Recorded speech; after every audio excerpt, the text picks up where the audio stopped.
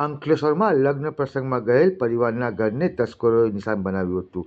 અંકલેશ્વરની પંચાયતી બજારમાં એક બંધ મકાનને તસ્કરોએ નિશાન બનાવ્યું હતું અને મોટી ચોરી કરી હતી. અંકલેશ્વર શહેર એ ડિવિઝન પોલીસ મથકેથી મળતી માહિતી મુજબ અંકલેશ્વરની પંચાયતી બજારમાં રહેતા રાહુલ પટેલ નામના વ્યક્તિ તેમના પરિવાર સાથે લગ્ન પ્રસંગમાં ગયા હતા. તે દરમિયાન તસ્કરોએ તેમના બંધ મકાનને નિશાન બનાવી તસ્કરોએ મુખ્ય દરવાજાનું તાળું તોડી જાળીનો નકોચો તોડી ઘરમાં પ્રવેશ કર્યો હતો.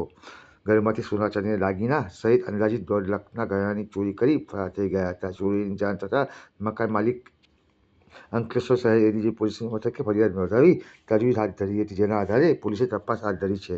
શું નામ ભાઈ તમારું? રાહુલ પટેલ.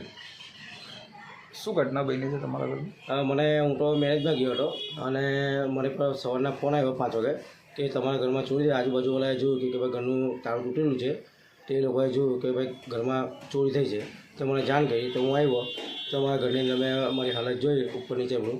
તો અમારા સોના બી લઈ ગયો, રૂપિયા બી લઈ ગયા અને ચાંદીના સિક્કાથી મળીને બધું લઈ ગયા મારા ઘરમાંથી. અંદાજિત કેટલાની ચોરી છે? 1.5 લાખ રૂપિયા જેવું હશે. તમે પોલીસ ફરિયાદ કરી? હા, પોલીસ ફરિયાદ સવારના જઈને જઈ આવ્યા છે અમે. પોલીસ ફરિયાદ કરી દીધી અમે.